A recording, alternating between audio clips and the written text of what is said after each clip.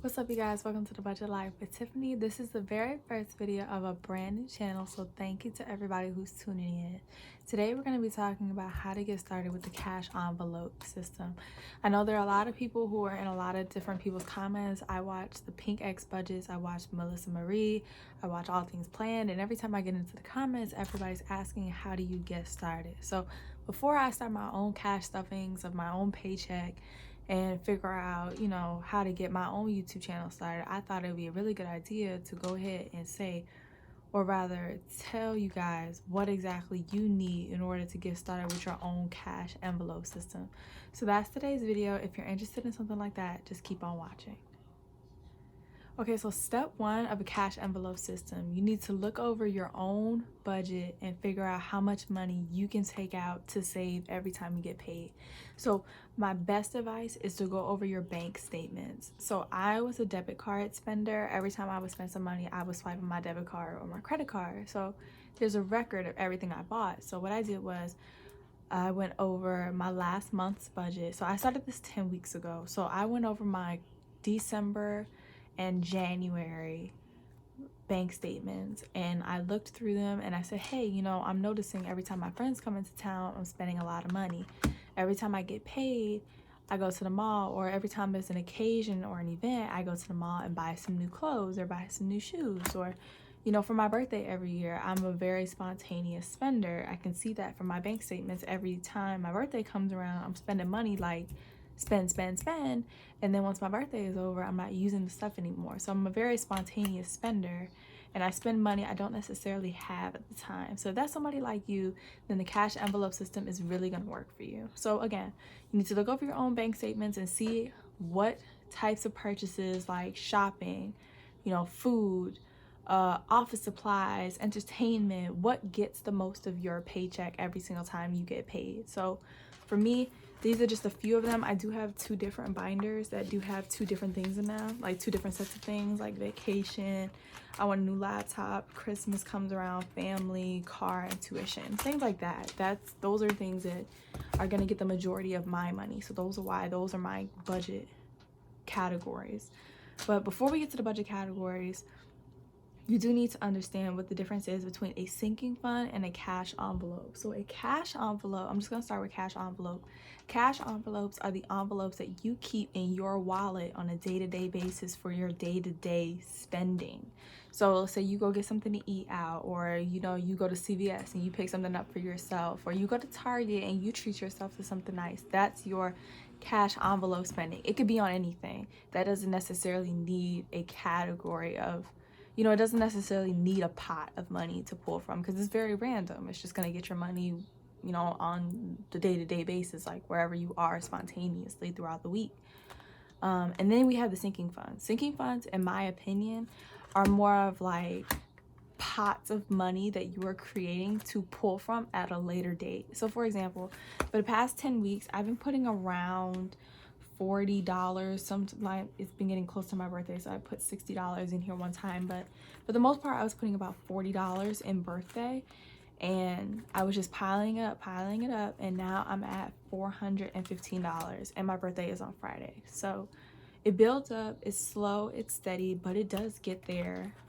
You don't necessarily need to figure out a permanent value to put in any of your envelopes either. I know that was a different question that I saw a lot of people asking on different channels. You can change them up. Like here, like I said, I put $40 on here, but like it was getting close to my birthday like 2 weeks ago, so I put $60 in. And then this week I'm gonna put in $50. So it really is just up to you. Every time you do your budget, you can do it a different kind of way. So you don't have to stick to it, but at least put in the amount that you set aside for at the beginning of the month, if that helps.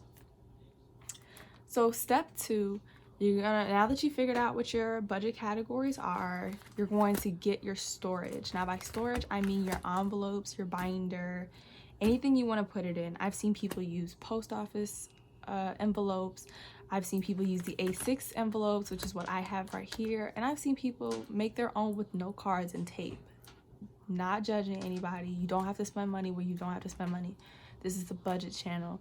You can do whatever makes you happy, whatever works for you, whatever you have on hand. So with that being said, you just go through, figure out what's going to get your money, what categories you want, and you know, decorate it the way you want to. I got these stickers from Michaels. I know that Pink X Budget, she gets hers from Walmart, which is the really popular stickers that everybody wants to use. But you know, I'm in New York and my local Walmart, their inventory isn't always dependable. So I figured instead of going up there and getting mad because they say they have it online and then I get to the store, they don't have it, I just went to Michael's. So just go to your local craft store, wherever it's gonna have like stickers, letter stickers. You can even honestly get them from Target if you want to. But again, step 2, figure out your categories, design them the way you want.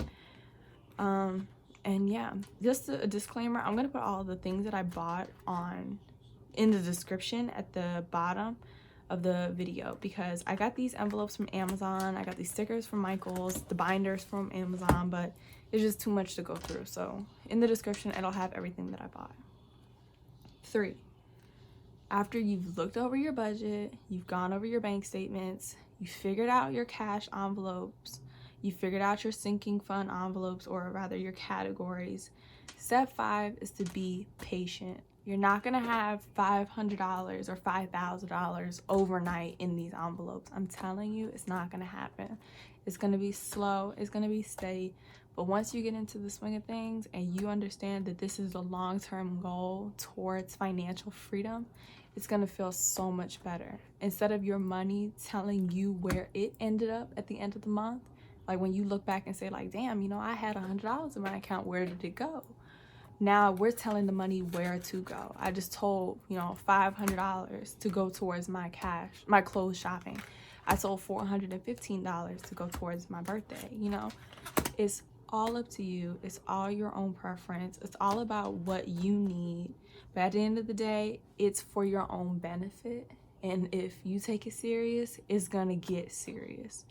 So with that being said, I really think that's everything. Just to mention before I end the video, these budget slips I actually bought from Etsy. I know I was gonna say I listed everything in the video, but you know, just to make sure in case anybody was looking at it, these budget sheets are a really good idea for your cash envelopes, because if you're like me, seeing how much money you put into each of the envelopes each time is a really good way to make sure that you're not missing money if you go to the bank. So one time, I only tell you this because one time I went to the bank actually recently and I wasn't paying attention and I requested $500. She took $500 out of my account, but she only gave me $400. And I didn't notice until I got towards the end of filling my envelopes. And then I was like, damn, you know, I'm missing money. But how do I prove I'm missing money? Well, look, each of these envelopes has a balance in it. So I know anything over, say in this one, anything over $500 came from this last withdrawal. So I took it right back to the bank. They, you know, no problem. But again, it's a really good idea to make sure that you're documenting how much money goes in each of these envelopes, because say, you know, somebody gets into it, your child gets into it, you know, you just misplace $1 or $2, it adds up. So you want to make sure that you know how much money is in each of these envelopes.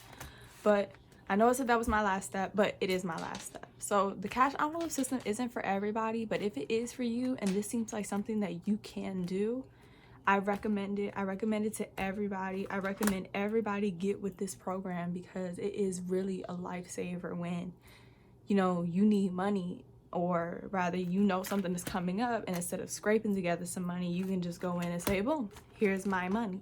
This is what I've given myself over a long period of time. So if that's something that you like, if this was really helpful for you, please let me know. If you have any questions, I promise I will find the answer. Please hit me up in the comments and we can build this community together. I'm going to be uploading every Saturday a different video. And yeah, so with that being said, thank you guys for watching the video. Like, comment, and subscribe, and I'll see you guys on Saturday. Bye.